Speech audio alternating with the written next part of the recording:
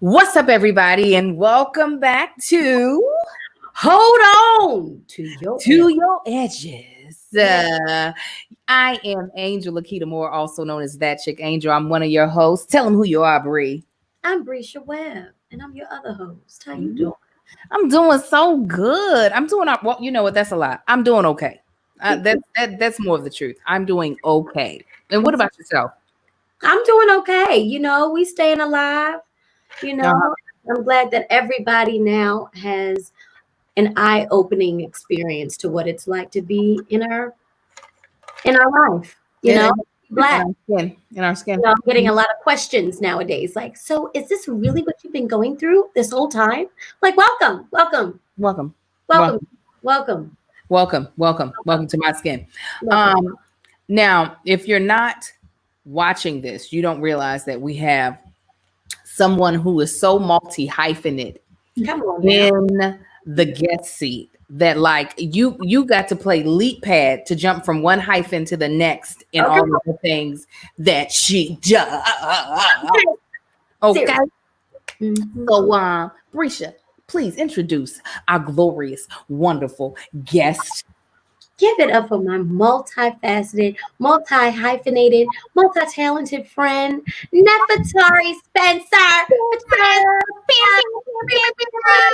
Actress, writer, producer, comedian, everything. Snatches it down. She's also one of the stars of Sherman Showcase. I started working with her, and you can watch that on June 19th. Yes. And women, what's the other? This the other show? Not the Shot. It's not the Shot. It's the other one. Southside. Yes. Southside. Central. It's on Comedy Central. One of the funniest shows you'll ever watch. She's also written for several award shows. I would say probably one of the funniest sketches that have been pulled off in an award show was done recently and written by Nefertari, which was the BET Awards that was hosted by Regina Hall. Nefertari wrote some of the funniest things that that award show has seen. So bravo to you. They didn't deserve you. Thank you. They didn't deserve you. But if this is y'all's first time ever tuning in to Hold On to Your Edges, you better hold on to them because we're about to get into it. Okay. Snatch them back for you. Okay? We're gonna snatch them back, and we're gonna start off with a little song because the Lord has given me something on my heart. Yeah. And because my wonderful, what I like to call my immediate family, my Patreon members, they have been here, just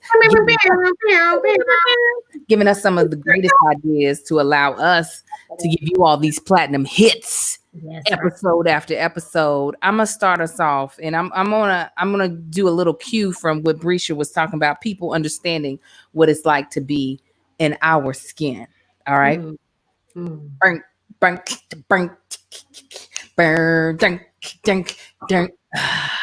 So you finally found out what's like to be in my brown skin.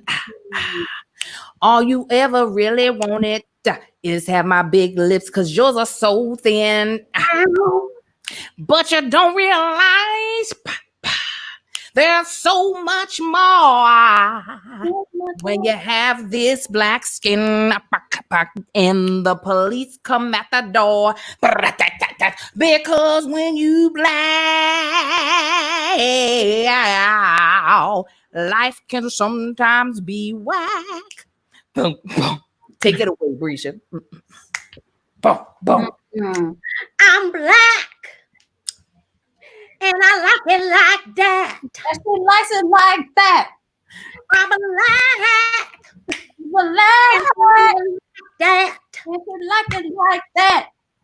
People try to take my groove thing, but they never can take my sound. Because I'm black. And I like it like that. I like to dance on beat. Either. I like to do crazy things with my voice. They can't do that either. I make a lot of jokes when shit ain't fun now. And they can't do that either. Cause I'm Take it away now.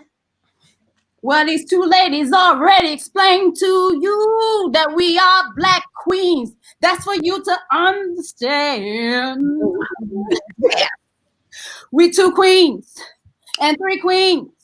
We got kings. We wear rings. We drink Hey. Tennessee. We drink water. Mm, That one. We drink our tea too. And we ain't no fool. We sick and tired of y'all standing on our necks. We Ha. sick and tired of y'all cutting off our breath. We sick and tired of y'all blocking our face. We sick and tired of you talking about my race. I said we black girls. I said we black girls. We black men. Black men. Yeah. Bow, ticka, bow,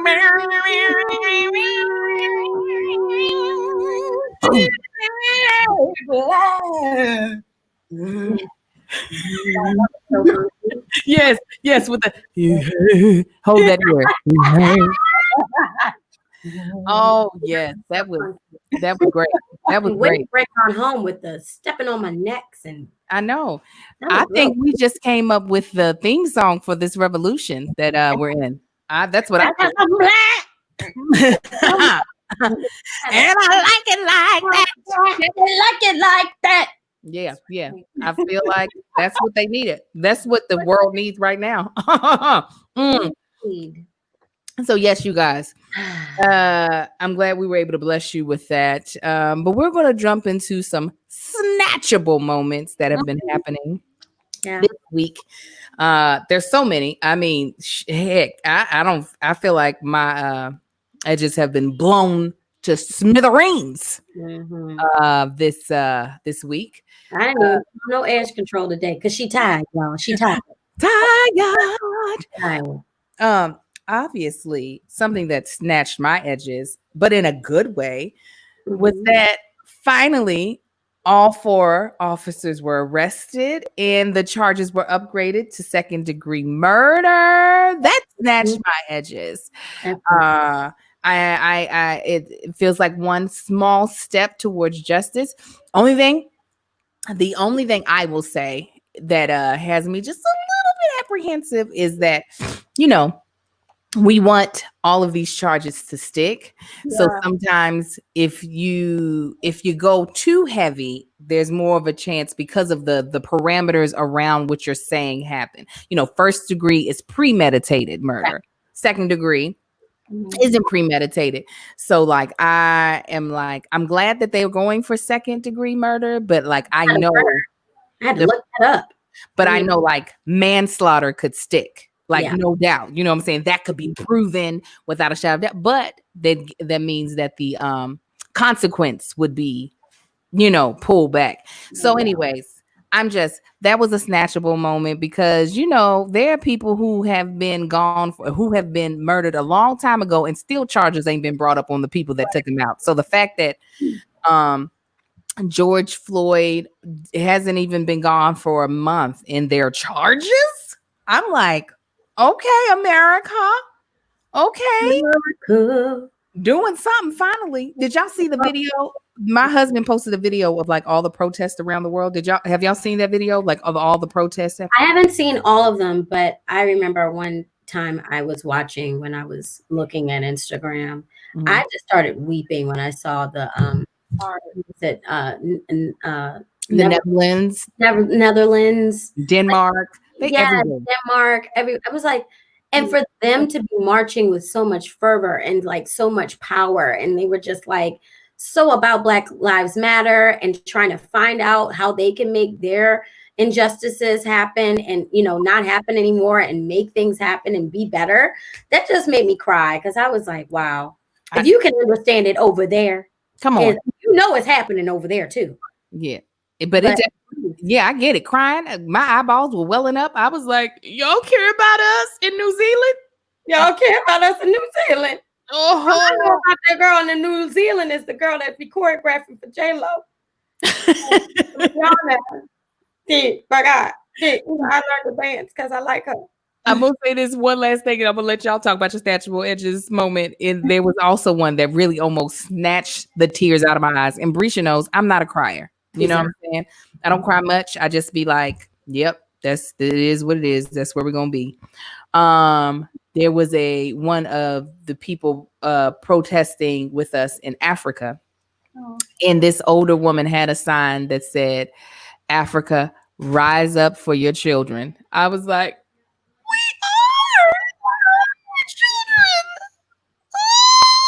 like it did. It definitely that one almost got me. That one almost brought me to the ground. And I said, "Get off of Instagram, Angel. Get off of Instagram." For the children. Yeah, I was like, "That's right. Rise up for us. Listen, because Daddy ain't doing right. Mama, you got to come back and get us. Help us." Can we visit? Because I don't know. I've been there a couple of times. Yes. So what was your Snatchable Edges moment, Brie? The Snatchable Edges moment for me has been just this whole time. From Saturday when the protest started, not being a part of it, but seeing everything and just seeing how people were reacting. It was just like watching a horrible movie.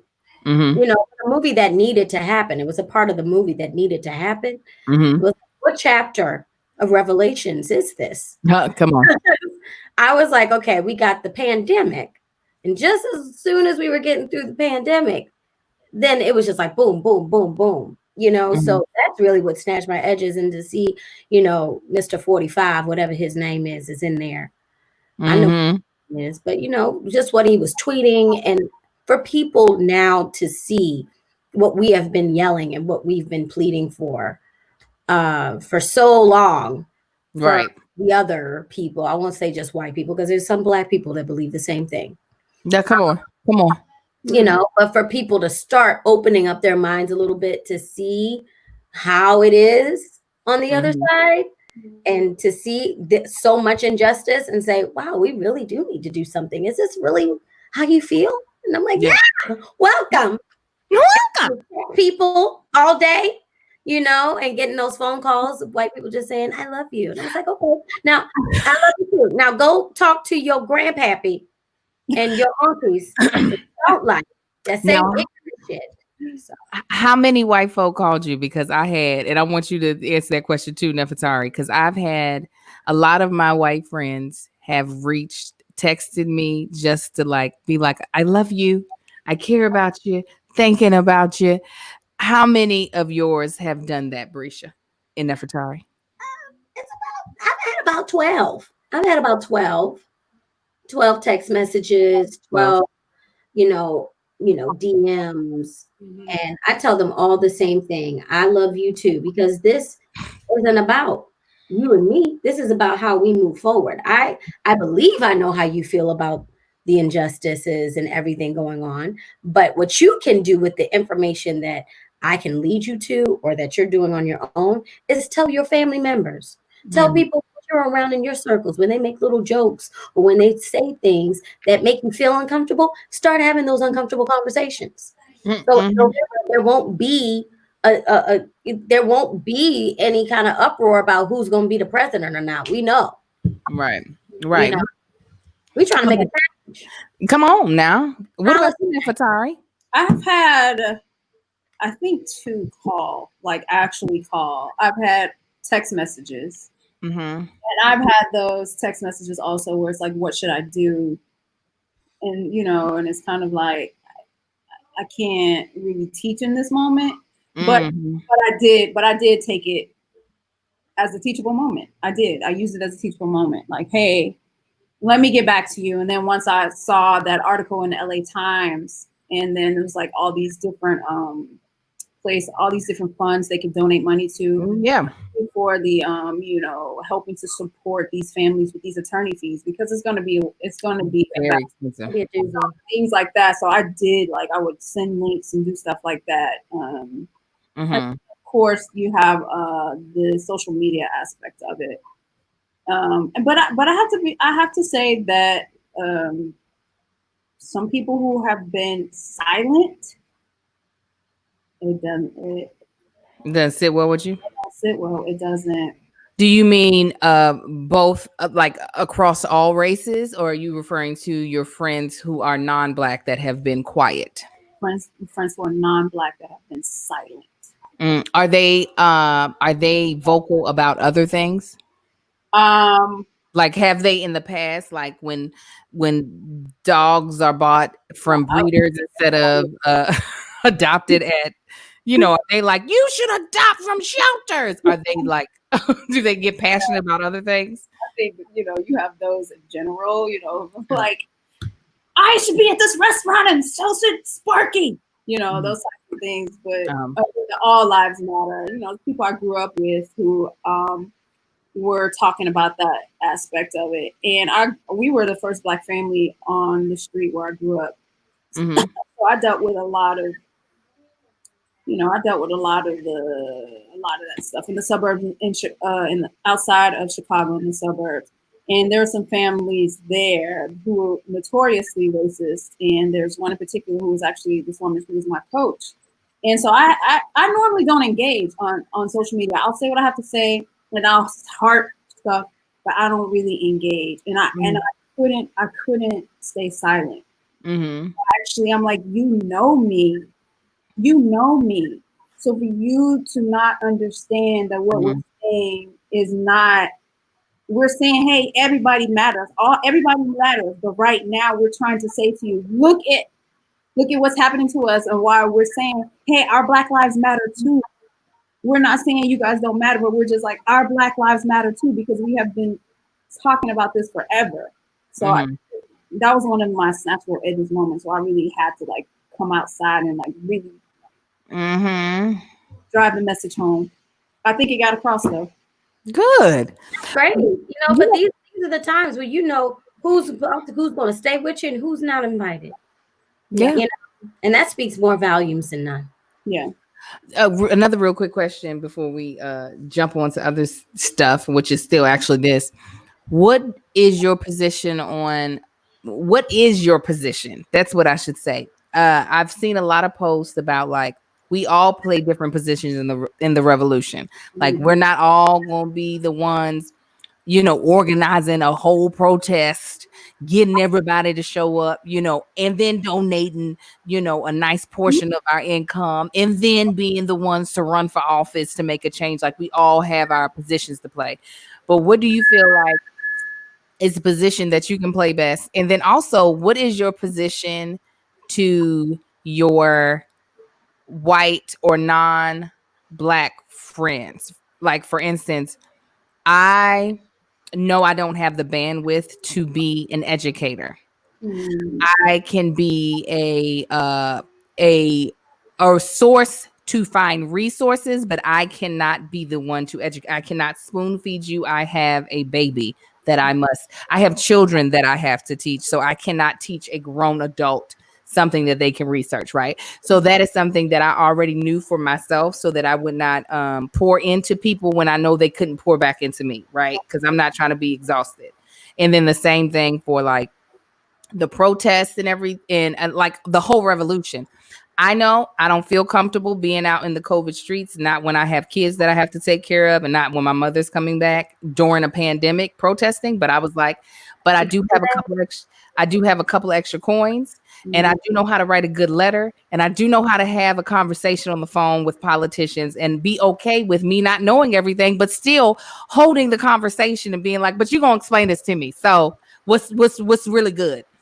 So what have you decided for you is your positions in the revolution? And also, like you said, Nefertari, you finally found the space to be able to be like, no, I'm about to get with you right now, because ain't no way you shouldn't know that this is wrong. Right. Like you have the band. I have the bandwidth to block somebody, but I don't even have that. You know what I'm saying? I'm like, if you don't get it by now, I'm sorry. Hopefully the Lord will touch your heart, but it won't be me touching it. Right. So what Brescia and Nefertari, what are you all position in for the revolution, and then also like with your non-Black friends? Well, I can say for me, I'm still figuring it out. Mhm. Because, and I'm giving myself patience with that, because I felt so angry to go out and be a part of something. And then I was like, whoa, whoa, whoa, whoa, whoa, whoa. Let's look at the timeline of all of this. COVID is still out here. So why not send all the Black people outside to march? Mhm. Something that they believe in and that they are going to be yelling. They told us not to be around a whole bunch of screaming and yelling. He's so silly. And then you want to put me out on the street fighting and crying, and I want to be hugged by friends. You have me all vulnerable in these COVID streets. Yeah. Yeah, so I told myself, Prisha, stay your little ass at home with your asthma and your allergies, okay? Wait until this whole thing calm down. And I see people out there, spray painting. Black people don't spray paint. Spray painted since 92. Right? That's the last time I saw some spray paint with a Black person doing that. Black people don't get up out of their bed and say, we're going to protest today. But before we go, let's go to the art supply store. We don't do that. Let's go to Joann's and see what they've got. We should go to Home Depot and get some bricks. No, that's not what we do. So as soon as I saw that and saw, the others doing things that, edging people on and instigating and doing all this stuff, there would be no talking for me. Because I just start banging people in the face. That's my Baltimore ass self. And that's why I can't, little Chihuahua Brisha ain't allowed outside during these times. So my ass got to stay in the house. Yeah. In the house. So on Instagram. And I'm up here with these little Twitter fingers going at these people. You know what I'm saying? Making sure they know. And I'm trying to learn too. Like my friend Kendrick Sampson, he's out there on the front lines, and I mean, my heart kind of just broke when I heard that he was getting beat up and it was on camera, and the police were, shooting the guns or what was it? Rubber bullets. Rubber bullets. Like I was like terrified for him because I was invited. He told me he wanted me to come, and I texted him and I said, "Are you okay?" You talking about Kendrick, who had on the Forever 21 Black Lives Matter shirt? Listen, don't come from my friend, okay? That's insecure. Listen, I know where he's from. I said, now look at that Forever 21 Spring 2020 Black Lives Matter tank top with his titties out. I saw him. He's a very handsome young man. He is. No. Don't let the little bird chest fool you. We out here. We out here. Okay, even the little bird chest. We out here. He was out there like this. My little bird ass got to stay in the house.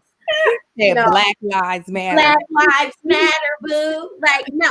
And I'm going to bang the bitch that be out there taking a whole bunch of photos. See, I'm not supposed to be out there.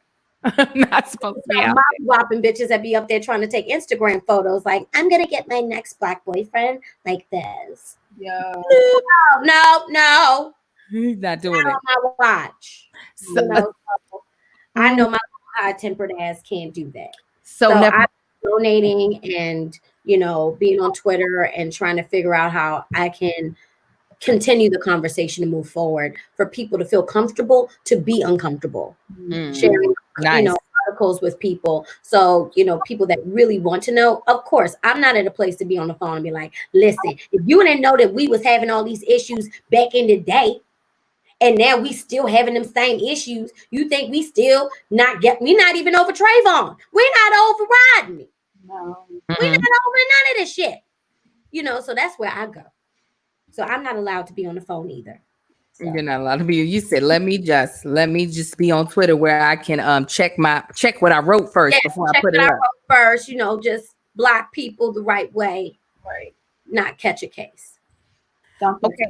So Nefertari, like we didn't. For those of you all who don't follow Nefertari, please make sure you follow her after this podcast. But Nefertari been out here in these streets. She been a real one. She out here, combat boots on. Okay, combat boots, Black Power, powder puff, go. Ready. What? Yeah. What Nefertari have you decided is your position in both worlds?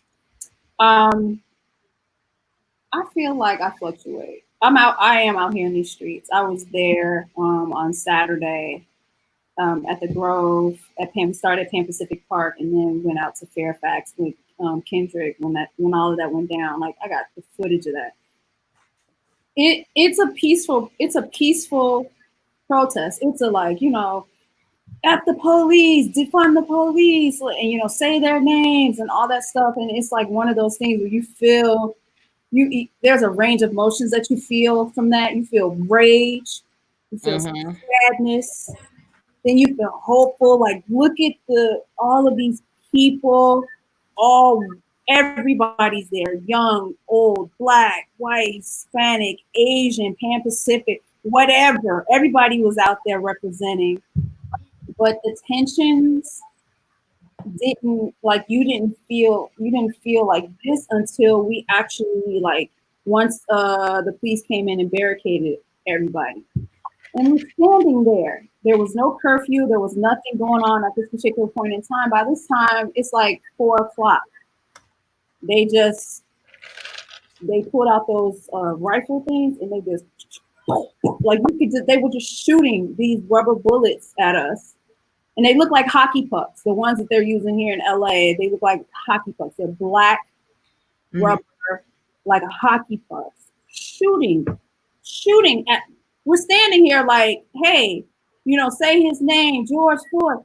Pop, pop, pop, pop, pop. And then the helicopter is like circling, and then they gasped and everything. It was craziness. It was mayhem at that point. But a lot of people stood there. Now, what I will say is about this is that that particular day, our allies, I will say this, that I was moved where like there was white people, they was like, white allies, get to the front. We need you in the front. Get to the front. Like to protect.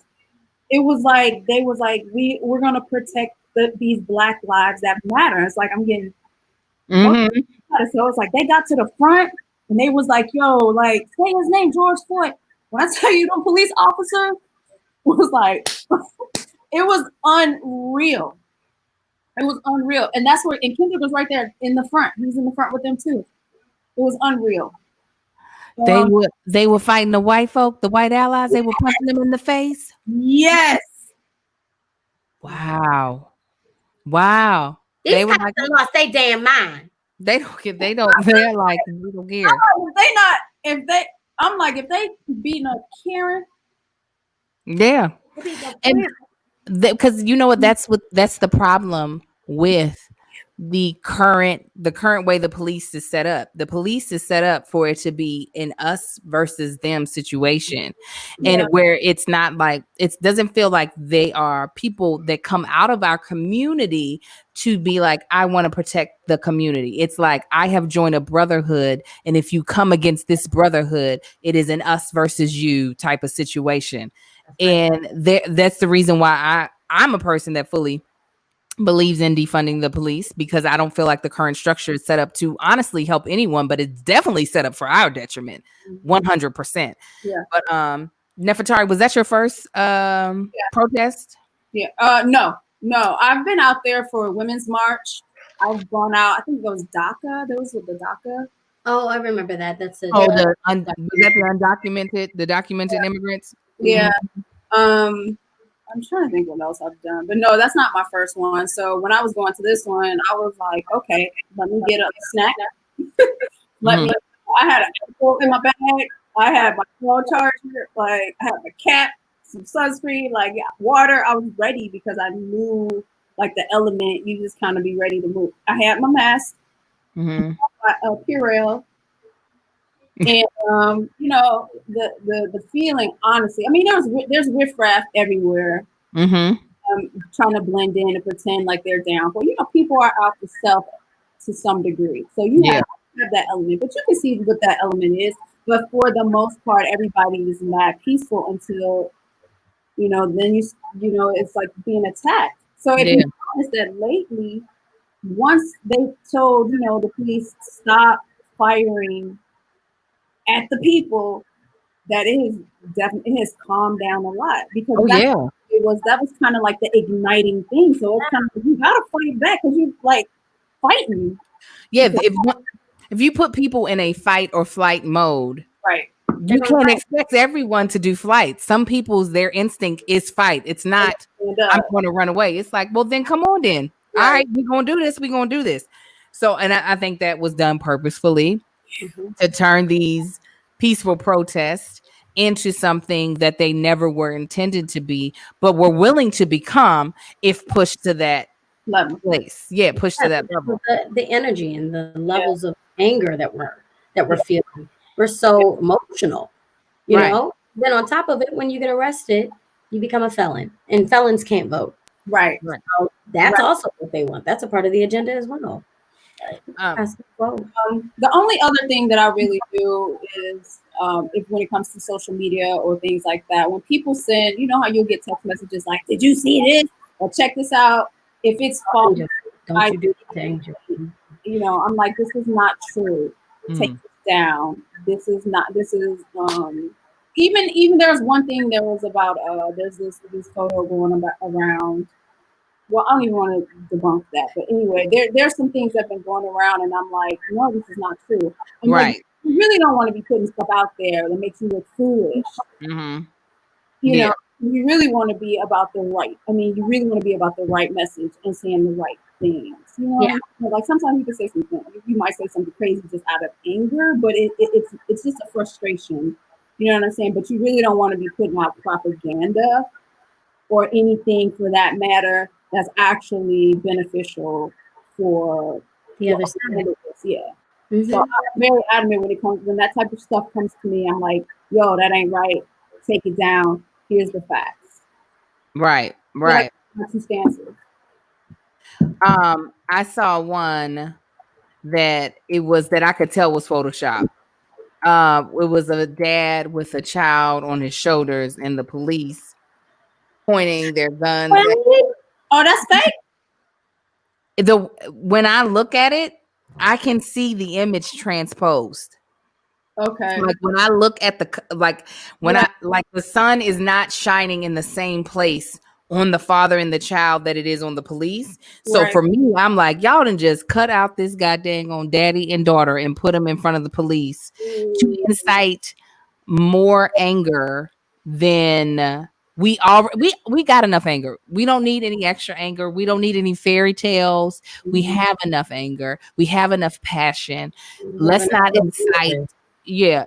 So from my point of view, like when I saw it, I was like, somebody didn't shade this. Like I was like, somebody didn't shade this right, because the dad and the daughter, the light that's hitting them is hitting them from a different angle than the light that's hitting the police. And the police's eye, even where their eyes were looking, if you look closely, is not in the right direction. I'm gonna have to check it out. Yeah, look at it. So unfortunately, there are people on both sides of the fence that are causing this, that are trying to trip up this movement, whether it be in order to keep, not allowing police to be held accountable for their actions, regardless of what badge they carry. You need to be held accountable for your actions. And if you're not able to handle this type of responsibility, then you don't need a police officer. You don't need to be a police officer. As well as there are some people who consider themselves to be about the movement of Black Lives Matter that want to sometimes fill our minds with falsified facts so that when we are out here trying to really hold our ground, we over here sounding stupid, right, with made up information. And we're like, okay, now see, I'm over here trying to hold it down and prove a point, and I'm over here just selling fairy tales that don't make no goddamn sense. But we planned on talking about this, so it's not like we're off topic, but we're gonna lighten it up. Up a little bit, but I'm so glad. Thank you, Nefertari, for sharing your experience, because while there are a lot of people that are protesting, there are a lot of people who aren't, and for good reason. So I don't knock anybody who does either or. Right. Everybody has to make their own choice, and everybody can play a part regardless. But I'm glad that we're able to get your experience, because I've participated in protests before. Never any that had such a visceral feeling to it. You know what I'm saying? Like, that's different. They weren't shooting people with rubber bullets at the women's march. No, they were not. They weren't. They weren't shooting rubber bullets at the white men that, or the Trumpettes who were outside saying that they wanted to go back to the gym. Just a couple weeks ago With their rifles. with their rifles. Right. So yeah, while I have participated in protests, none that have ever come to a pinnacle where the police have decided that I'd rather harm you than protect you in this moment. So thank you for sharing your perspective, and thank you for being a soldier in the fight. But we wanted to change it up. Tell them, Brescia, what we want to talk about today. I want to talk about just when we go forward back to work. We're all actresses and how we operate. After this, the conversations that we can have, just to lighten it up, just like, casting directors and how they are casting things, and writers, and how they're, continuing to keep the stereotypes of certain situations. Now there's us when we're laughing at us, and then there's their idea and their depiction of us, and how are we going to be aware of that? How are we going to shut it down? And two, how are we just going to just still keep our job? And also, just give them another twist on that. And I'd love to talk to you about that, because, you being a comedian and a writer and, just everything that you do, how do you imagine going back to work and seeing things, and how we can change the narrative of moving forward after Floyd? Yeah, I think what needs to happen is what we've been doing. Wait a minute. It sounds like you're in a pool. I don't know what happened. I was like, am I drunk or is she in a pool? Are you right now? Or are you drunk? Are you drunk? Say something again, Nefertari. Can you hear me now? Yes, go ahead. Yes. Okay. I've been thinking about that. I think what needs to, well, I don't think, I know what needs to happen is that we need to have more diverse voices, not just in the writer's room, but also in those positions where they develop, in development, for features, television, whatever. We need to have more diverse voices there who are like, hey, we already told this kind of a story. Why don't we tell this kind of a story and from this perspective? Yeah. You know what I'm saying? Because it's, we've seen a Cinderella movie 50 million times, and they've done it with different casts, or they've done it with just different a different angle on it, with with white people, cultures. Yeah, so it's like what about us? So it's like, we should be able to get out here and tell our stories, and these positive stories. We were kings and queens. We can tell these stories also. And they don't necessarily have to always be from the perspective of violence or slavery. Slavery. Like I don't have to ever see another slavery movie. Pete Chapman, who's a director, a Black director, that was one thing he had mentioned in one of his posts, is that's why he hates period pieces about racism, because it makes people believe that we are so far from that type of what has happened. Not to say that I need any more movies about the injustices of Black people, because I feel like those are really for non-Black people more than it is white people. Yeah, Black people. That's the reason why I feel like Tyler Perry does so well, is because he's while his stuff be on some highly dramatic stuff, it be on something else. It's not about that stuff though. It's about like soap opera stuff. Like Black people finally get to have some sort of like fantasy lives of, I lived hard, but then this prince came and saved me, and we were happily ever after. You know what I'm saying? Because a lot of times a lot of times when there's like a heavy hitting script, that is based around Black people. It is a period piece. It focuses on our struggle. There, we don't get to have any other narrative, like you're saying. Please continue, Nefertari. Sorry.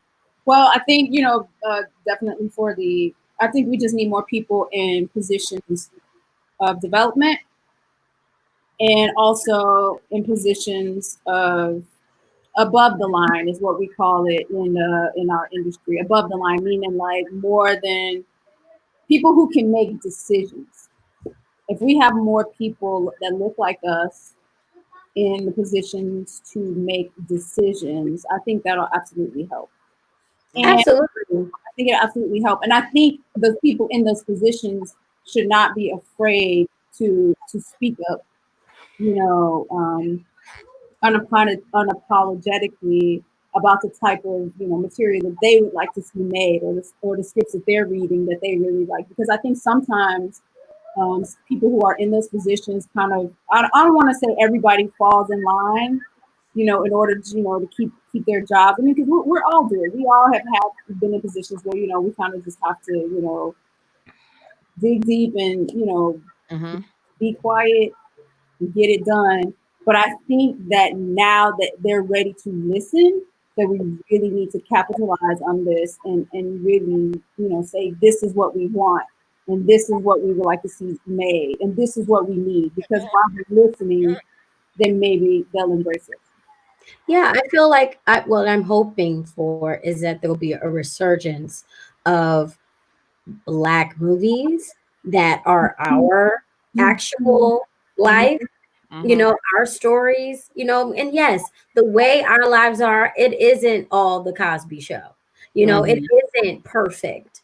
Right. You can be at a funeral, like my friend was telling me last night, and he was like, he had his uncle showed up with like 4 different baby mamas, and it was like all these kids, and they didn't know them, so they had to keep one over here, and it was like a revolving door of but that is funny, and that happens in our culture too, along with the Cosbys, along with business owner and all of these things. We all have so many similarities, and I love that they did on SNL years back, and I believe Jamie Foxx was on there, and they had it was like a Jeopardy. And they were showing they were the Blacks and the country rednecks, and how they were like, we hate each other, but they got the same answers right. Yeah, I remember that sketch. I love that sketch because it shows that we have more similarities than not, when it comes to family dynamics, and when they show us together, and how, yes, our walk is different than theirs. Okay. First and foremost, wasn't set up 100%. wasn't set up for us. So we ain't the same, but we also can look at each other and laugh. Yeah. And become friends at just how similar we are in family dynamics.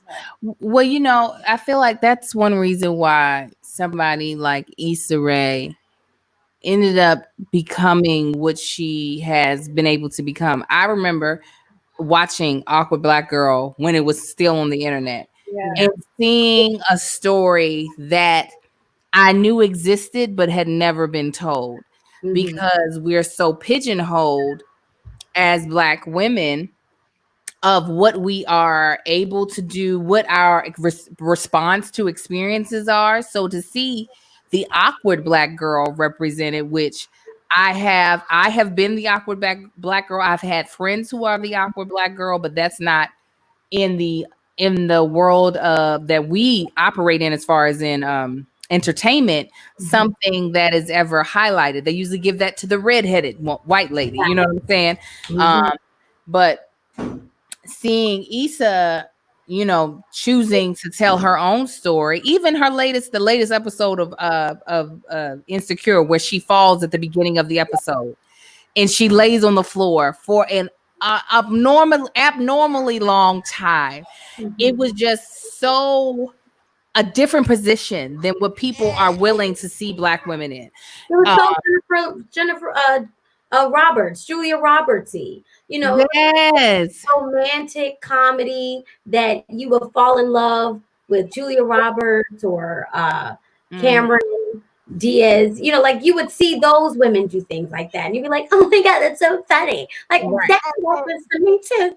Right.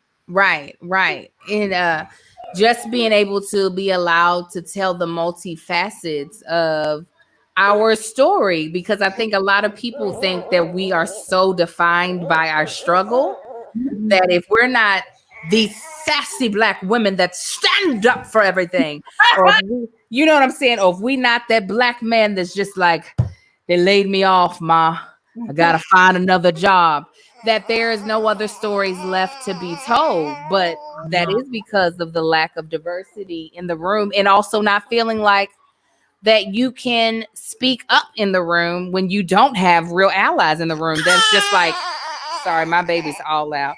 That aren't like, hey, I might not know about this experience, but if he or she or whoever is speaking up is saying that this is a story that needs to be told, then it should be told. As a writer, Nefertari, how I'm assuming that most of your experiences have been with us, like working with people that look like yourself, or has it been a lot of the times working with folk that don't look like you and have no clue? Both. You've had both? Had the experience to work with both, and I think that it's a delicate line when you're the only one. Uh-huh. Very delicate line, because it's you have to know how to speak and get your point across so that it's heard, Mm-hmm. that it's understood, and it doesn't come off as not negative, or it doesn't come off as stereotypical. Yeah. It's weird. It's a delicate like dance. It's the same thing that we have. You know how we have to have two different hats. Yeah. It's the same thing. But you're always hopeful that there's somebody who's willing to listen and say that's a great idea, and maybe expound on the idea. Yeah. So, yeah. Yeah. I've had to work with both, but then. And as we knew was going to happen, we have our co-host, Brisha's. I turned it off. Nobody believes you. Nobody believes you. I don't know why my phone do this. Nobody believes you, Brisha. I know. It happens every time.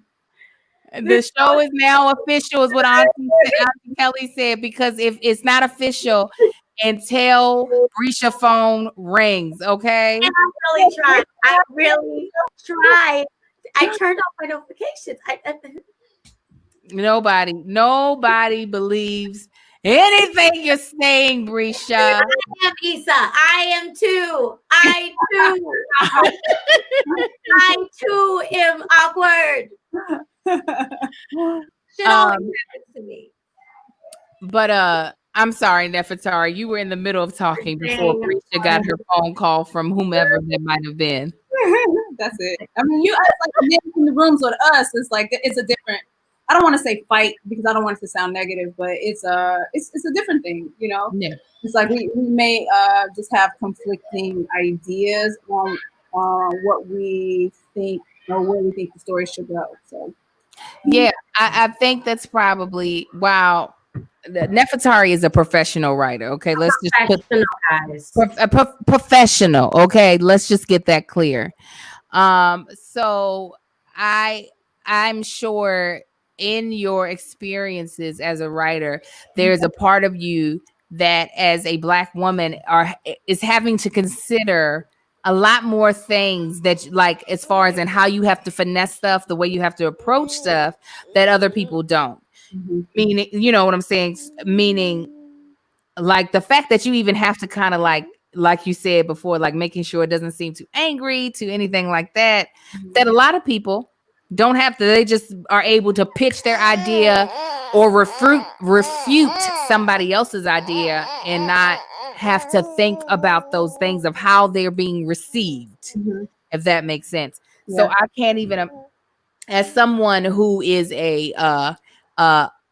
just a now budding writer. That's the reason I only write for myself, because then Well, no, I write for myself because then I can just have arguments with myself and not with other with other people. I couldn't imagine the amount of, I don't want to say restraint because I'm not trying to put you out to be someone that's easily angered or upset, but the amount of strategy that has to be put in place when pitching ideas, when shooting down somebody's ideas, when critiquing somebody's ideas, so that you are still seen as the professional writer that you are. Absolutely. It's difficult. It's difficult because I am one of those people that get emotional when I talk about things that I really care about. Emotional. I get emotional. I'm emotional. If somebody shoot down an idea that I had that's about my uncle, and it's a real story. I'll be like, well, why? I mean, she brought up something that wasn't even funny. What My idea was funny and real. Real quick, not to get off topic, but Nefertari, let's talk about this hair. Let's talk about it. Let's get into it. Let's unpack this. Okay. Let's unpack these tresses that you're giving us. Is this your revolutionary hair? Is this the I am going to fight the powers, but also snatch a man at the same time? What is going on, Nefertari? So look, Brisha and I have had this conversation. I do not know how to wear wigs. I do not, unless it's for a character and I'm doing sketches or it's I'm on stage or something like that. And I can throw on a wig and give you whatever. But to wear a wig in my real life, no. So when Brisha told me that this was, she asked me about this and it was gonna happen, I got my full-on protest braids in. So I got my set it off, straight backs or whatever. I'm out here in me sweet, ready, I'm fighting for Making it up. Hey, I can be out on the internet looking She's like, I'm not trying to be Cleo from Set It Off. Do not do me. I'm looking like Cleo, my straight backs to the side, whatever. And I was like, let me try to put this wig on. Brisha told me I needed to get this what's the thing? Wig grip. The wig grip. Mm-hmm. Amen. Me trying. This is me. I tried today. I tried it. You did good because you had a lot of believers in the room. So a lot of people asking, how did you get your tresses to grow so long? Girl, believers in the room. By the time COVID is over, first of all, here go one of the braids hanging out because I didn't do it right. Look at But look at that hang time though. Look at that. Honey, that's really where my hair is. Okay. That's beautiful. That's beautiful. Already out. A couple of the braids are already out because I don't know what the hell I'm doing. Okay. Listen, you got friends. That is the real style. Nefertari, there was one point in time, I was helping my friend get ready for her wedding. So I was running a lot of errands for her. And I put on one of my curly wigs because curly wigs, you don't have to you don't have to have exactly right. Just get it on. I didn't realize I had a ponytail of my real hair sticking out. A whole ponytail, not a braid. A full ponytail of pressed hair sticking out of the curly wig. Like I was, what's that man? Daniel Boone with the raccoon. A raccoon hat, but made of curly hair and then pressed black hair. So your one braid sticking out, I don't feel like that's a fail. I don't feel like that's a fail. Hair. But look at you. Look at you. So how many wigs do you got? Because this is a good wig. That this is cute. Yeah. I ordered her last year. Mm-hmm. And I have more character stuff. I still have wigs from Fantasia, Ashanti, Michelle Obama, all of those, that type of stuff. But they're usually synthetic because we don't need that much. Those are all all my character stuff is shake them out and then try to look like a character. But this is an actual human hair one. She's cute. Y'all like her? She is really cute. You could That tell her. really works on you. That works on you. On somebody else, it might not work as well, but that works really well on you. And the way you styled her by pulling her back and giving her a little bit of like a cute little like innocent look, it You're works. giving me a Nanda Lewis from BET MTV back in the day. Like, Yeah. jams, you know. Hey, Marie, just one thing I got me tripping. Ooh, this is one thing. Yeah. Absolutely. Girls that chick Angel and Grisha Webb. You know, that's what we're here to do. Nefertari, I want to give people a little bit more of your background before we close it out, because I really think that more people need to know about you, because I think you're phenomenal. Every time I see your name pop up in somebody's ending credits, I'm like, get what? She's cold. And then I would send Nefertari. I think I sent you a DM once because I do voiceover work, and I would see you pop. I think 3 shows I worked on, you popped up on the screen while I was doing voiceover work. I was like, okay, so somebody's working, and her name is Nefertari Spencer. So I want to give a little bit more of your credits for people to kind of to more so know about you, because here's the thing. I was telling this to Brescia because when we were thinking about things we wanted to create while we're in this time of quarantine and not being able to work in our industry, I was like, I really wish I could create something to show like how dope a lot of these actors are, that, you know, we don't get a lot of depth in the things we audition for. We're usually accessory characters at most, so the depth is usually given to the lead, and so we don't get a chance to like show what we can do. And you see, ain't moves. I'm sorry if y'all watch, you can see my child. Go ask your father whatever it is, because I can't help you right now. So, but there's so much talent and depth in so many people that people don't know about. They have no idea. Like, there is a surplus of talented Black women that so many people in America, including Black America, have no idea that exists. So when they be shocked, like, oh my God, this person is just like, no, she been dope. You just didn't know. Yeah. So I do want to go through some of the stuff that you've done. And one of the things, the first time I ever, and Breach, you can add on to it. One of the first things that I noticed Nefertari in was a sketch group that she created, Delta Force 3. There was Delta Elite Force. Elite Delta Force 3. Okay, I was putting everything in the wrong order. Elite Delta Force 3.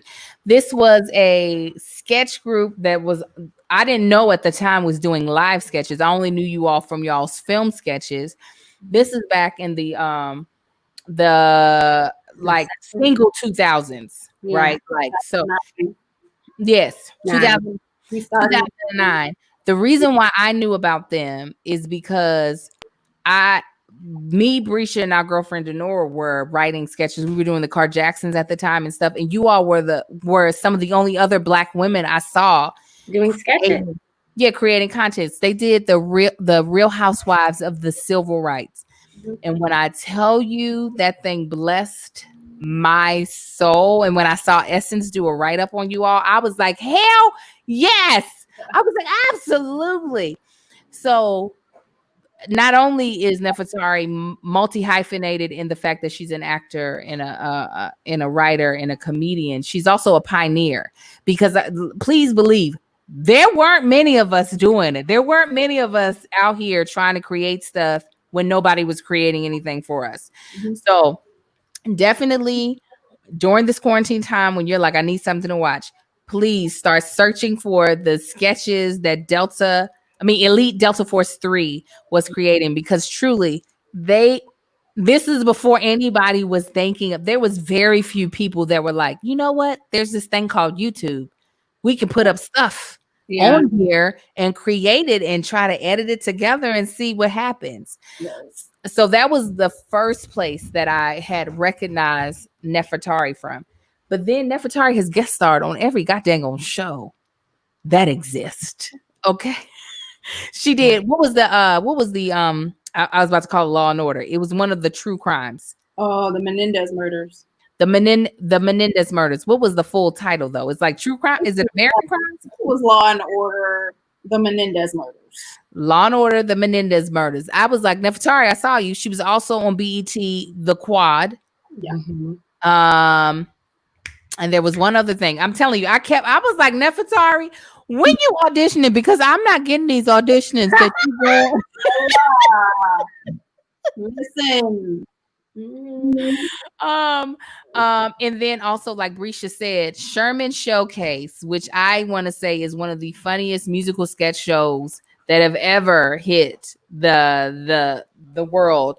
Were you a writer on the show as well, or were you just not a staff writer? So I get to go in and pitch ideas and stuff. So the two creators, Bashir and Diallo, we created our very first sketch group together.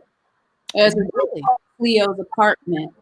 So Bashir, Salahuddin, and Diallo. So Bashir is actually Sherman, and Diallo plays Dutch. He plays the producer on the show. So Diallo was on Marlon. And I did their first pilot. Oh yeah, Brothers in Atlanta too. Mm-hmm. Yes. Gosh. Yeah, we started a sketch group together. And then, so what happened was, then I ended up testing for Saturday Night Live, and I was the only Black woman there that particular year, and this was the year that Maya Rudolph left, and it was me, the only Black people to test. It was me, Jordan Peele, and Donald Glover. Wow! Look at the company she keeps. Nobody. Drop it. Who got selected? None of them. Who are the stars? All of them. No. I'm still relatively unknown. You know what I mean? In terms of like the masses, like relatively unknown. But I that's gonna change. Yeah, it is. Come on, I feel that. So then what happened was those guys ended up going to write for Fallon, and actually before that, but when I didn't get it, I got a standing ovation. I didn't get it. And I was like, wait, what? What happened? And so I was like, you know what? I'm creating my own. Yes. And I reached back to all the girls that I knew who was performing and that I would see, because it was just at the time when I was studying at like Groundlings and Improv Olympic, it was no other Black women there. It was only maybe like one other here or one other there. So the girls that I knew, I just reached back and was like, yo, I'm about to put the show together. Let's do this. I was like, we playing all the characters. We playing all the roles. And I was like, we ain't doing no stereotypical nothing. I was like, we not sassy. We not mammy. We not nothing. So I directed that show. We rehearsed in my living room. Our very, very first show, Vanessa Bell Calloway was the one who put us up because she owned at the time. Over there in Leimert Park. Yeah. Yeah, and that little. Yep, she owned in Leimert Park. So she was doing this thing, like this monthly or weekly thing. And so I was like, she reached out to me and I was like, I got this thing. Can we perform for you? And so that was our first time performing. And then so I started, because I was studying at Improv Olympic, I entered us into sketch competitions, and we would win the audience award every year. So we'd always perform there. But I wanna since we were talking about history, I came out here to direct. And really? I came out here to direct. I'm gonna get back into that 100%. I came out here to direct, but I could never DGA. I couldn't get in for some reason. I don't understand why I could never get into the DGA. Like, I was taking the test so I can be an AD, and I was an AD in Chicago. And my 1 year right after college, I was like the youngest assistant director for broadcast television. And I left that job and was like, I'm going to LA. Anyway, so I ended up working production. I coordinated shows for Chuck Lorre, Jamie Foxx, and landed on the Bernie Mac show. Chicago. He was the one who was like, "You funny, stop hiding." Right? okay. And I was like, Bernie, me and my friends, me, Bashir and Diallo, I was like, we created this sketch group. I was like, but we don't have money to perform at a theater. I was like, if can we perform for the crew at lunchtime? And I was like, and if they laugh, will you give us money? He was like, yeah. And you know how he is. He was like, I'm gonna tell them mofos not to laugh. Don't give you no mercy. And he did. He got up there and was like, y'all know her. Don't give her no mercy. Just only laugh if you feel it. That's how he introduced us. Damn. Wow. Damn. Wow. We killed them. And this is like a crew that's predominantly white, except for the cast mostly. And so he gave us money. That's how we got our first money to perform with my other group. But the girls, that was me and Angie. Angela, Angela Yarbrough, Indira, Robin Thede. Robin has gone on to Black Lady Sketch Show. sketch. Lachey Thomason Boyce, Nika, My King is on what's the show with HBO, the drugs show. Zendaya? Yeah, she's on that show. Euphoria. Yeah, Euphoria, which I love. It's great. Oh, Nakia. I didn't even hear y'all say the name, so I would have said the name of the show. I was like, what are y'all who? Yeah. Gabby Turner, she's doing so many wonderful things too. Everybody is doing great. I'm really proud of these girls. Like I really am. Mm-hmm. But a lot of people, if you want to go and see some of our old sketches, like the video stuff that we shot. So how I tailored the show was that I never wanted there to be empty space. So when we would perform live, you would see the live sketches, and then when it would go to black, you would look at the screen, and it would be a video sketch. Yeah. So a lot of those video sketches you'll see on YouTube, it's like EDF3 comedy, for Elite Delta Force 3 comedy. You'll see a lot of that stuff. A lot of that stuff I directed, except for the Real Housewives of Civil Rights. I called in a favor with Ken Whittingham, who's a director here. He does a lot, and he directed that for us. Well, I didn't know that you planned on being a director, because I would have been done. Used you, because let me tell you, the Lord made it very clear the things that I can do. I can produce, I can write, and I can act. Direct too, because all of the Car Jacksons she directed. Don't you play with me? I did. Praise God, I did. But I don't get as much joy. Let me put it like this: the joy. When joy comes out, it's not so much in directing. Joy comes into producing and writing and acting in it. But I love, like, for my web series, I hired a director. I was like, I don't want to direct this. Somebody else direct this. I don't want to do it. Somebody else do it. So I'm glad to know, Nefertari, so that when I write something big, I can be like, I already have a woman of color signed on to direct it, Nefertari Spencer. See if she can pencil it in, because she's busy. She's booked. She's blessed. She's blessed. But yeah, I thank you. First of all, it was such a surprise when Bruce called me. What was that? Is that your phone? That's me. That's my computer. Okay, I heard it earlier, and I was like, who did that? Who did that? Already rang. It wasn't me. When Brisha surprised me and called me and said Nefertari said that she could do it today, I was so ecstatic, because I really am a fan of yours, and I can't wait till more people know about you, because I really do feel like your talent in so many areas is underappreciated, and when people really catch wind, you're going to be out of here like beep. So I'm glad we got you on this level, because I know that, once you go to the next level, you're gonna be too booked for us to be able to get you on, hold on to your edges. Yeah. Very loyal. What'd you say? I'm very loyal. You're loyal? I'm very loyal, and I've always been one to always, like, I've been the girl who goes like this. If I'm going, come on, you ready? That it's so rare in this town, and that's why Come on. We're all the same type of spirit of women. And what I hate about women of color, and we get this rap of being Hollywood actresses, and that we're all solely for ourselves individually. And that's not who we are. There's examples of us who say, hey, I need you on my show. Can you do my show? I'll do your show. Oh, I got this audition. I read it. I'm going in tomorrow, but I can see you doing it too. Yeah.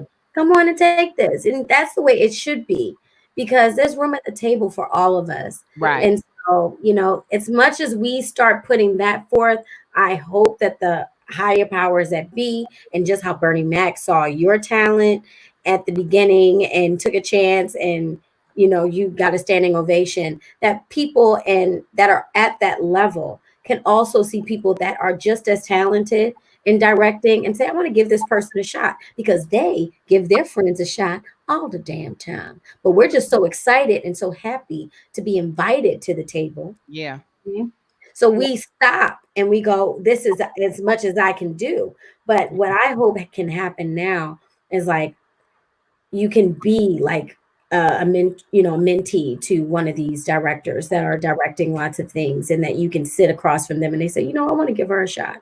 I want to help bring her forward. If this is the vision that she wants, if she wants to complete that, I'm going to help. That's what it takes for us. Yeah. For us, by us, FUBU, real FUBU. Yeah. I hope, I hope enough of us are able to come together in the appreciation of what we can bring to the table to build our own table as Black women, because there's enough talent between those of us. The only thing we have to fight against a lot of times is the discouragement that has come over time of, like, hustling so hard and trying to be the thing that we think everybody wants us to be able to get the job, to be able to get into the room, to be able to be respected. A lot of times we have to fight against that discouragement. But I realize because while I think I am the shit, I realize there's a whole bunch of other Black women that are the shit. And I'm hoping that one day, like I said, we'll be able to join forces and build our own table and just be like, yup, like we eating real good on this table that we didn't set up for us. And if since you didn't want to have us at your table, don't worry, we're not gonna sit out here and starve. Because we have so many, you know what I'm saying? We have so many. We are so creative. We are so ordained to do what we're doing, that I don't feel like it's about a yes or no from someone else. It's a yes or no from ourselves. So exactly. And I'm sick of being their idea of what Black women are supposed to be. Yeah. When we can be comfortable in who we are, we know our walk. We know that I will just say something and go like this. Right. Too much for camera. Let's wait. Pull that back. We're like, wow. This is how we talk. Yeah. This is what I would have did. This is what I would have done. Right. Okay. So Nefertari, we like to end every episode with a lay your edges down moment. And I think, Brescia, if you agree with me, I think a good lay your edges down for the trajectory of what this episode has been, the whole like arc of this episode, maybe we should take it back and give people a lay your edges down moment that is more of a reflection of how you can be a part of different ways you could potentially be a part of the movement. Because I feel like there's a lot of angst, and not just Black people, but even non-Black people that watch this, that have angst of, how can I be a part? I don't know what to do. I don't want to just be the type of person that only posts something on Instagram and then don't do nothing else. Like, and there can be a lot of anxiety in that, because this is something that, like, it is hard. I'm not going to even try to play like it's easy to figure out what to do to stop the brutality of Black people. It's like, no, what truly, what can you do? What should you do? What are the options that you can possibly do to be a part and actually having some sort of part in the change that is coming? And that's what I do feel. I feel a change. You can feel a shift in this country. That right. Yeah, you feel it. Oh, I feel the day of reckoning is coming, and it feels good in my spirit. So maybe can we make that our lay your edges down, like ways in which you can help ease some of your anxiety by participating in the movement, right? Do you want to go first, Brisha? I can go first. Go ahead. I can participate in the movement, not how I can inspire other people. I'm just making sure I'm saying No, that. either like giving people ideas, even if it's just the way you've done. You can just Yeah. share what you've done, and somebody might be like, "Oh, I could do that." Yeah, I mean, really, it's again making people comfortable to be uncomfortable, letting people know of other races that they just need to listen right now, Mm-hmm. and it's okay to not have any answers or solutions, but you can at least listen and be patient with yourself as you download. I mean, because we're talking about centuries Mm-hmm. of oppression. We're talking about a whole system that was built not for us, you Mm-hmm. know. So to download that all in a week and to say that you thought something was one way and now it's completely not, and you're just getting all of this thrown at you all at once. I just tell people to be patient with themselves, and I'm being patient with myself, Mm-hmm. and to meditate on where we are going and what you want to be in the world. How are you going to make yourself effective in the world? How will I make myself better in the circles and in the work environments that I go into? I can't be so snapping the hands like, well, you don't get it, then get the fuck out of it. I can't do that. Mm-hmm. That because there's some people that really do want to learn, and I have to be at peace and I have to be patient with them as they learn, but there's ways that you can learn and there's ways that we can snap at the ignorance at the Mm-hmm. same time, so really just telling people right now just to listen, because a lot of people just don't know how to listen. They want to have solutions already, and it's like you don't have a solution, but what you can do is talk to your crazy racist friends. Okay. Mm-hmm. That is what you can do to help me lay my edges down, is to know that I have an ally, a friend. You can't be my friend and also not be a part of my movement and Mm-hmm. pushing my movement forward, for me to feel comfortable to have children, for me to feel comfortable to love your children. Mm-hmm. Because I'm going to teach your children how to Yeah. love Black people. Mm-hmm. For me, that's why I took the day off. I think it was on Tuesday, because I'm not going to pretend like I have the answers. I have so many things I'm doing for my family that like my life is kind of consumed by them. By being okay with being like, let me actually research and figure out what ways that I can be a part. And that's it. Literally took Google to tell me, Angel, here are some ways you can help with Black Lives Matter. It's actually that Mm. simple for any person of any color. I went to Black Lives Matter Los Angeles. They have chapters all around the US, and they had given me my first idea, which was to sit in on a council member meeting to talk about the budget of defunding the police. And lo and behold, that is what's now happening in Los Angeles, is that they're putting together another budget to help defund the police. And I was able to send a tweet out. I was able to participate in the council meeting where those decisions were being able to be made. It wasn't that I woke up that morning was like, I know what I'm gonna do. I'ma sit in on a council meeting. But not me. It was definitely Nefertari. Normally does not do this. Okay. It's so But when it's not supposed to. but I gave myself that grace that I know I didn't come out the womb as Angela Davis. I don't know all the things about government that would allow me to know what is the first step, next step, the next step, the final step. Like I majored in acting. I did not major in political science. So allowing yourself to not have an ego and know, you know what? I might be a little ignorant about how to bring about change, and feeling okay to do Google. I got so much information from USA Today. It could have been a white person that wrote the article, but they were very helpful. They were very, very helpful. And they helped give me the links to all the different organizations that were taking donations for Black Lives Matter or for specifically George Floyd's Memorial Fund or the actual council like Justice for George Floyd, as well as Out, finding. you can donate to your own bail fund. Yes, that's how I found that out. I was like, oh, yeah, I'm not going to protest, but I know people are going to get arrested. How can I assist those people? I can donate to their bail fund. These were not things that I knew when I woke up on Tuesday. They were things that I Googled on Tuesday morning and allowed them to teach me what to do.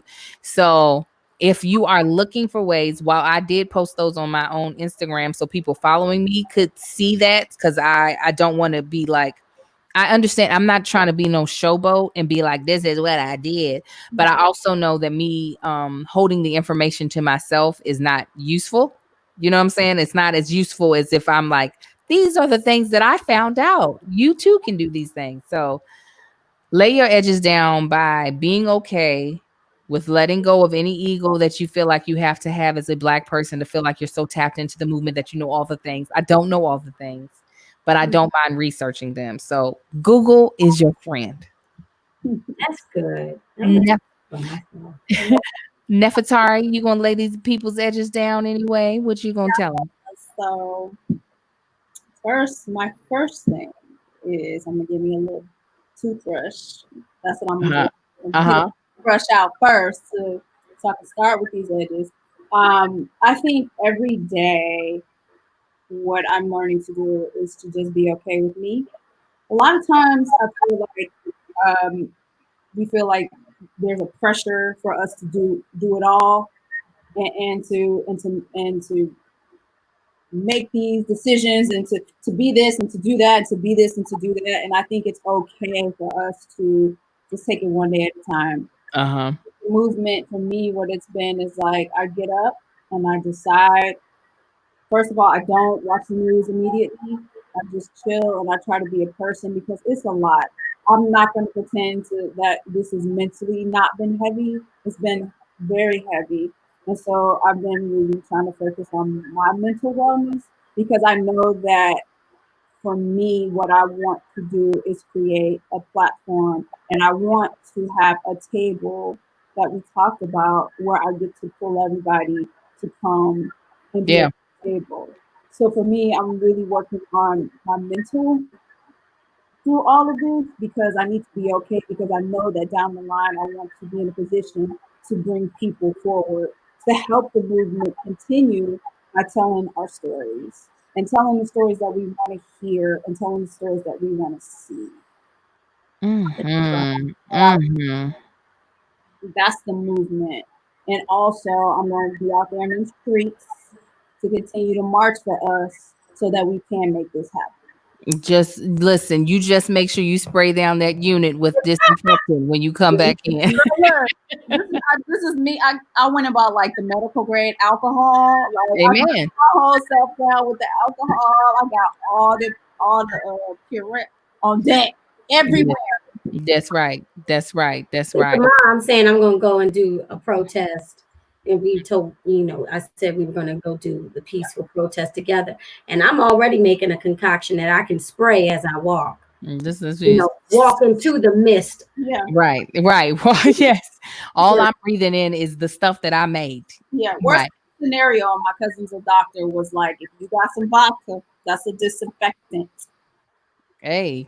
So I'm like, you'd be like, what about tequila? Because I got a bunch of that in my system right now. Well, then I think you're COVID free, girl. Amen. Oh, well, you guys, thank you so much for tuning in to. Thank you so much for tuning into our extra large size of Hold On to Your Edges. We thank you so much for tuning in. We want to say a special thank you to our guest, Nefertari Spencer. Watch Sherman Showcase on June 19th. She's so funny. She is doing so many different characters. I'm on it as well. You have a good giggle gaggle. Yes. And celebrate Juneteenth. Yes. Her Janet Jackson is great. Oh, and the South Side. Do you know when that airs? The Janet Jackson thing, I don't think is actually going to air, but it's on my Instagram. It's on your Instagram. And then follow her on social media at where, Nefertari? So it's my first name, which is, if I don't know, can y'all see my name? Because Yeah. Well, no, but there are people that are only listening and not watching because it's a podcast. So go ahead and spell it for them. It's Nefertari S. So N like Nancy, E F like Frank, E A R I S like Spencer. So at Nefertari S on Instagram and Twitter. And you can follow this podcast at Hold On to Your Edges. I think it might be Hold On to Your Edges podcast. I can't even remember. You can follow me at That Chick Angel. And Brescia, where can they follow you? Follow me back at Brescia Webb, BRESHAWEBB. And if you don't know, look it up. Google. Yes, Google it. This is Hold On to Your Edges podcast. Please make sure if you are listening to us on Apple Podcasts that you are rating and reviewing us. It makes us so much more discoverable, and we really appreciate it. Again, a special shout out to my Patreon that's watching this live and being a part of the conversation. I call them my immediate family. They call themselves Angel Wings. I greatly appreciate you all. I know. They let me fly. They let me rise. I love them. I love all of them. And they want to know where your paintings from. Yeah, I'm going to ask them I'm going to ask Nefertari as soon as we close it out. But yes, please come back next week. Me and Brescia have been having a great time doing this. This is one of the beautiful things that have come out of quarantine is us being able to do this and have a good time, just giving a different narrative of Black women. And also bonding around the commonality of we want to keep our edges. But you know what? So hold on to them, because next week, guess what we're going to do? We're going to snatch them right up out of your head. So until next week, you guys, hold on to your edges, be safe, and keep fighting the good fight. Right. And then hugs out to everyone. God bless you. Can y'all hear that?